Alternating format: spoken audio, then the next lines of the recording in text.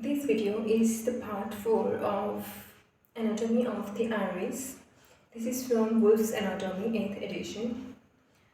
This is the chapter 9, the Anatomy of Iris.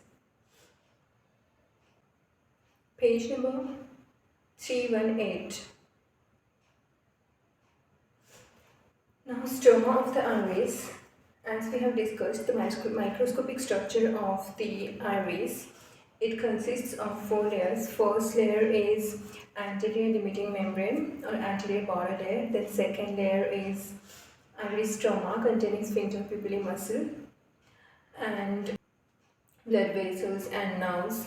Then second layer is anterior pigment epithelium and dilated pupillae muscle, and fourth layer is posterior pigmented epithelium. All the layers of the iris are pigmented, including the anterior pigment epithelium, but the posterior pigmented layer is heavily pigmented. Okay, so sphincter pupillae muscle, it is present in the stroma.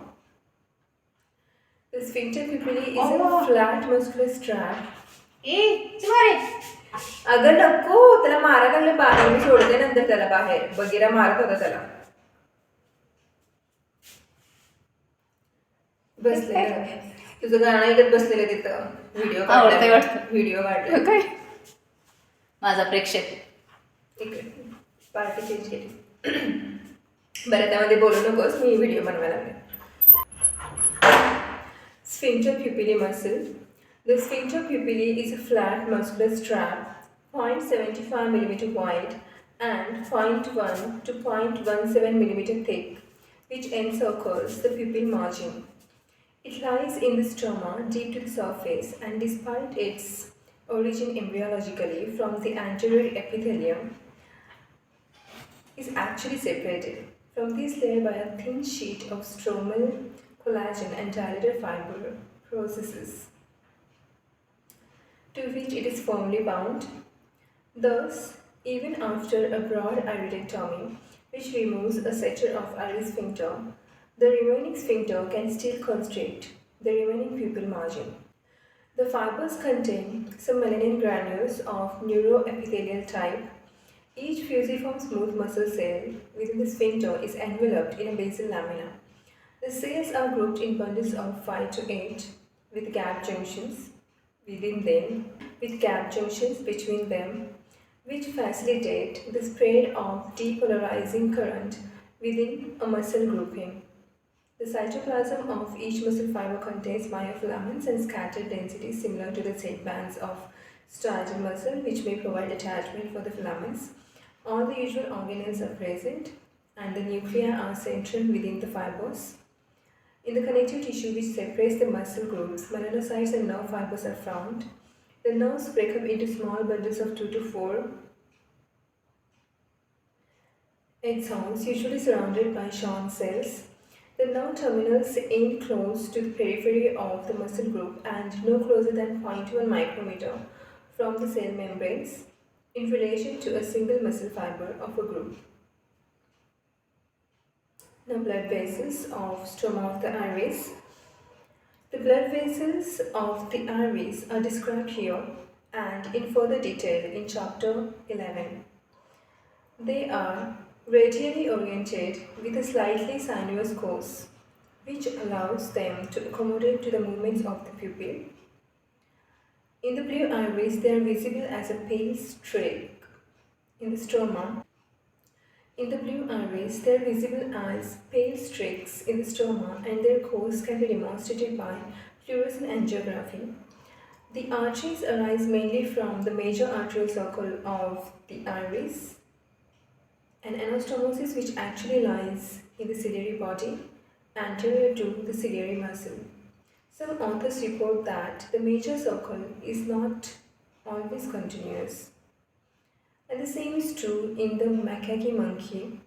Some arteries also arise directly from the anterior ciliary arteries after they have pierced the sclera to reach the ciliary body. Their caliber diminishes rapidly. Close to their entry into the iris stroma, they then form a series of vascular arcades. Complete tenotomy in macaques and baboons reduces anterior segment blood flow by 70 to 80%, angiographic studies of iris ischemia following rectus muscle tenotomies suggest that the degree of collateral supply from the major circle of the iris is not great. The iris arteries have also said to resemble those of the major circle, which has muscularis but no internal elastic lamina. A thin muscular tunica media was described in human iris vessels by Tucinis and Fine in 1959 and Vecchi and Ringwald 1969 and Hogan, Alvarado and Vettel in 1971A maintained that smooth muscle cells were present. However, Ikui et al. In 1960 reported that smooth muscle and elastic tissue were absent from all iris vessels, and Fraser and Reviola in 1982b found the same in macaca mulata.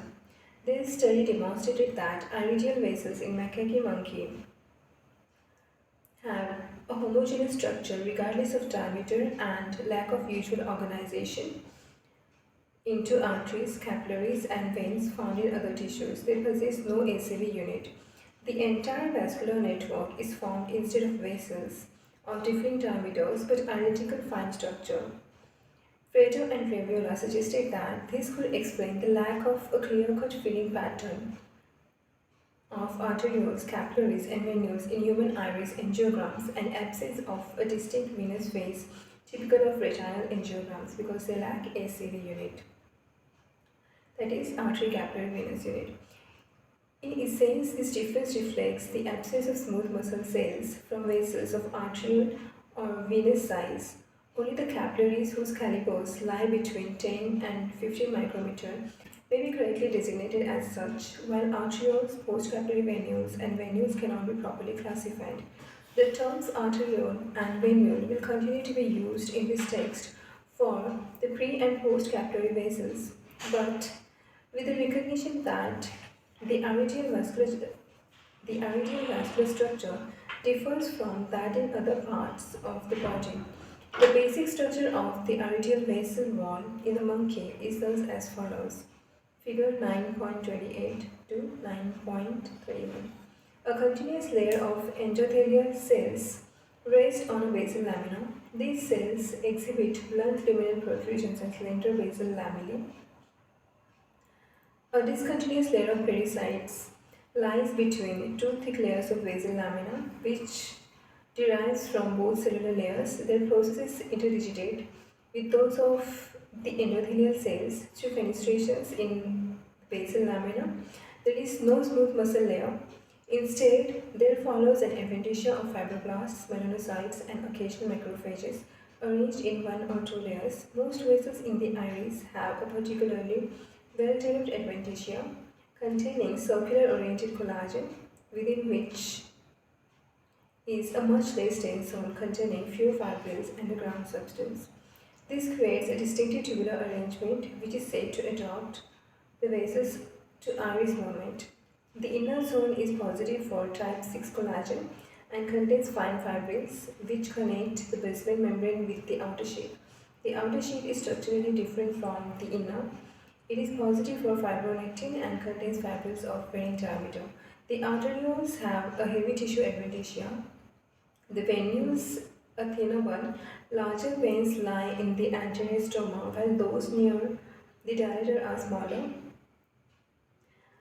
The venous collector channels traverse the ciliary body to reach the venous system at the ciliary plexus. Now, this description of the blood vessels is a little boring in the stroma. Also, the description of the sphincter pupillae muscle, because we already know its functions, its nerve supply, and its clinical significance of sphincter pupillae muscle that we'll discuss in physiology and in some pathology conditions, not here now. But they have described so much in detail here the vessels and endothelium and histology. It's quite boring because I don't find any clinical significance, major clinical significance as such of this information. That's why I didn't discuss it and didn't repeat it or didn't take any notes of it. Okay, so figures. We'll see the figures.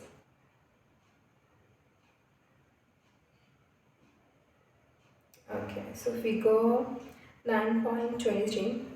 Pupillary portion of the iris, the anterior border layer A, terminates at the pigment rough B. Sphincter pupillae muscle is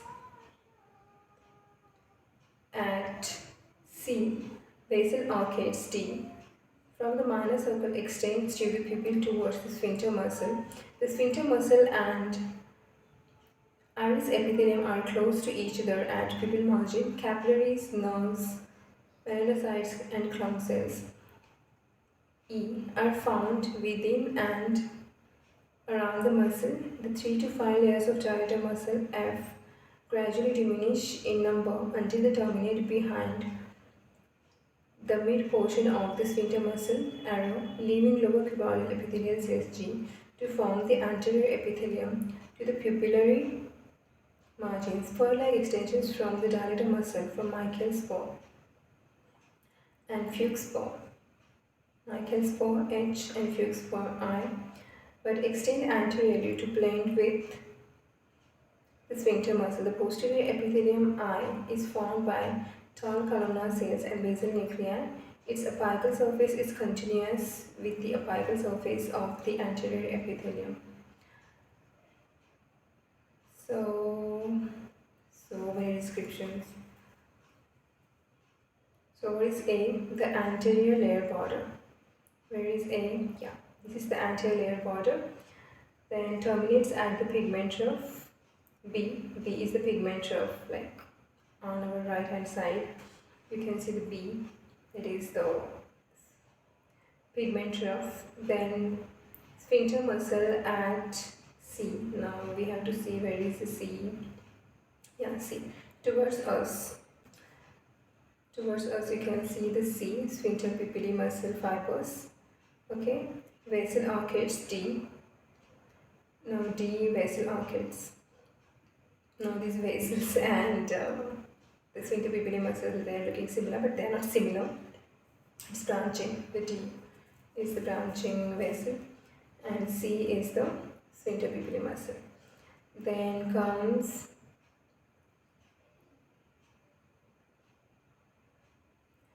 this D is coming from the minor arterial circle.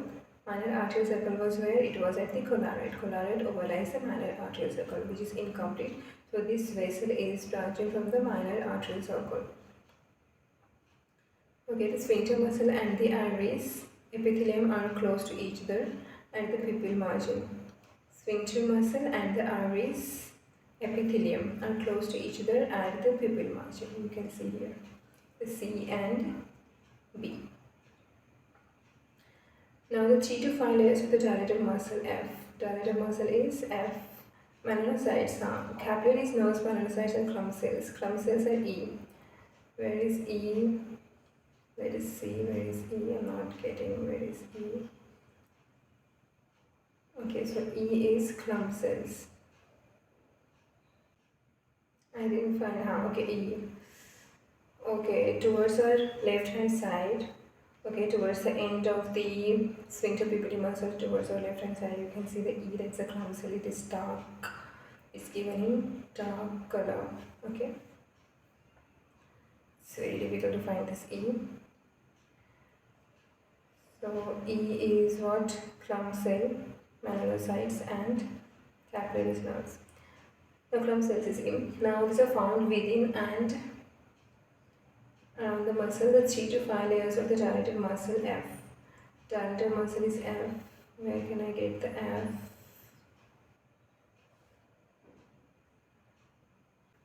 I got the G, but I'm not getting the F.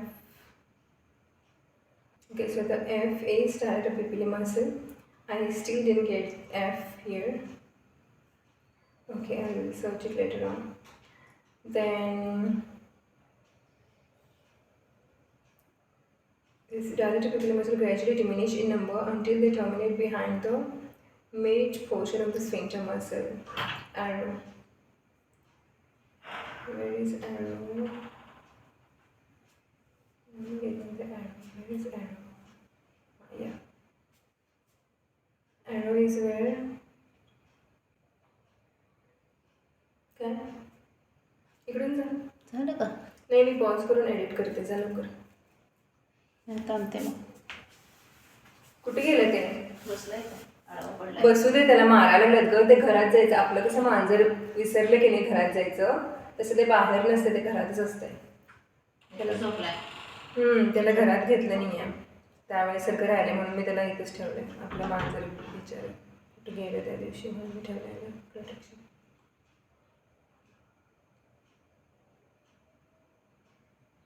Okay, so the dilator muscle F gradually diminish in number until they terminate behind the mid portion of the sphincter muscle. Okay, they terminate behind the dilator pupillary muscle. They extend from the iris root and they terminate behind the mid portion of the sphincter pupillary muscle. And shown by the arrow, that is the mid portion of the sphincter muscle. Leaving lower cuboidal epithelial cells G to form the anterior epithelium to the pupillary margin. So this G is what? G, I have seen G. Yeah. This is the cuboidal epithelial cells. This is anterior epithelial cells, which is also pigmented but less heavily pigmented than posterior pigmented epithelial layer. So this is cuboidal. Anterior epithelial is cuboidal and posterior is columnar. Posterior is heavily pigmented. Now, the spur-like extensions from the dilator muscles form the Michael spur and Fuchs spur. Okay, there are different kinds of spurs that we'll see when we'll read about the dilator pupillary muscle. So just remember the spurs of the dilator pupillary muscles into the sphincter pupillary muscles. These are Michael spur H and Fuchs spur I. Now H and I just don't know. Where can I get H and I?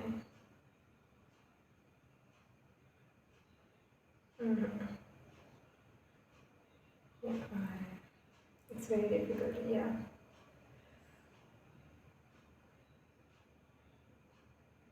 I didn't get where is H and I. Yeah, I got. Okay. But extend anteriorly to blend with the apical surface of the anterior epithelium. But blend anteriorly to blend with the sphincter muscle. The posterior epithelium J is formed by tall columnar cells with basal nuclei. Its apical surface is contiguous with the apical surface of the anterior epithelium. So that was about the figure 9.23. But I didn't get where is H, where is I, and where is F. F, H and I. These three things I didn't find in this diagram. That is dilator muscle, Fuchs spur and Michael spur. Dilator muscle F, Michael spur H and Fuchs spur I. I didn't see in this diagram, but anyways. In figure 9.24, sphincter muscle M cells are surrounded by basement membrane. Sphincter muscle cells means M cells. This is surrounded by the basement membrane and show patches of electron-dense material and myofilaments. Synaptic vesicles are indicated by asterisks. Original magnification is 23,100 times. Inside shows smooth muscle cell with pinocytotic vesicles. Arrows adjacent to the plasma membrane. Original magnification 23,100 times. So M is muscle cell. And asterisks showing what? Showing the synaptic vesicles and arrows showing the pinocytotic vesicles. The figure 9.25, myelinated nerve N in the aries stroma near the sphincter muscle. Myelinated nerve N in the aries stroma near the sphincter muscle. Smooth muscle cells are indicated by M. Original magnification is 18,000 times. Inside shows myelinated nerve with lipid material L. Original magnification 30,000 times. So myelinated nerve, you can see your N, and M is muscle cell M. And what is L? It's the lipid material. Myelinated nerve with the lipid material is shown in L. So L, M, and L is myelinated nerve with the lipid material, M is muscle cell, and N is nerve. Now, fluorescent angiogram of the iris. Vasculature in the stroma. It is only of clinical significance. It's of minor clinical significance as it doesn't have those arterial, venous, capillary filling time as seen in the retinal in fluorescent angiography.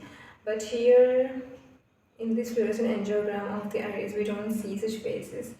We don't see such phases because the stroma of the iris lacks ACV unit, that is arterial, capillary and venous unit. It lacks because of the smooth muscle layer, that is the tunica intima is there, tunica adventitia is there, but tunica media is not well developed or tunica media is absent in the iris-stoma vasculature, and this is because of these different histology of iris vasculature. We don't have this ACV unit, we can say, and that's why we don't see such phases of capillary filling time, arterial filling phase, then venular exit.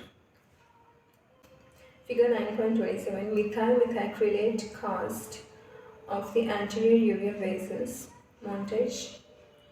ACA anterior ciliary artery, CM is ciliary muscle, CV ciliary veins. Okay, so this is a methyl methacrylate cast of the anterior uveal vessels. ACA is anterior ciliary artery, you can see here. ACA, anterior ciliary arteries. Two branches for each recti muscle.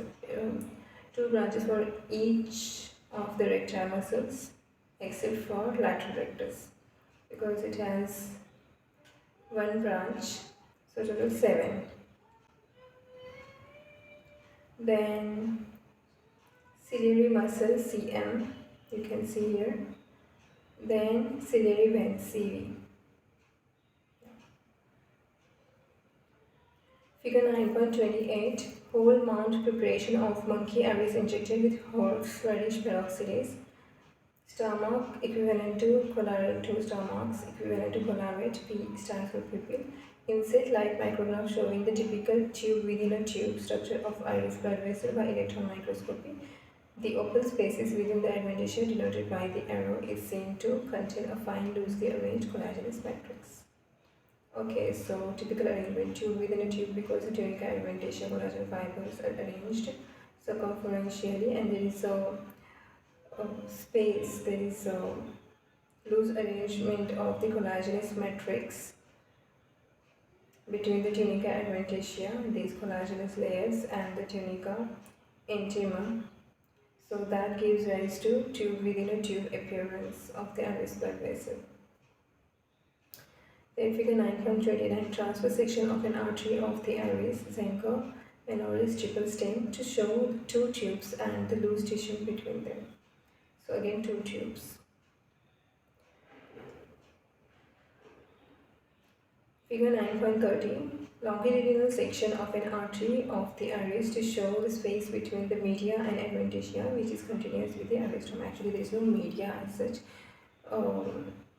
You can see the tunica intima. Endothelial cells are there, pericytes are there, but smooth muscle cells are not there, and if they are there, it's very thin.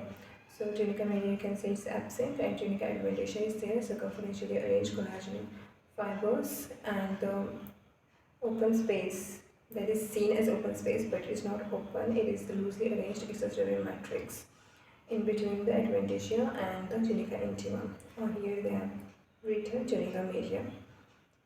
Okay, so tube, it gives rise to tube within tube appearance on the histological section and staining.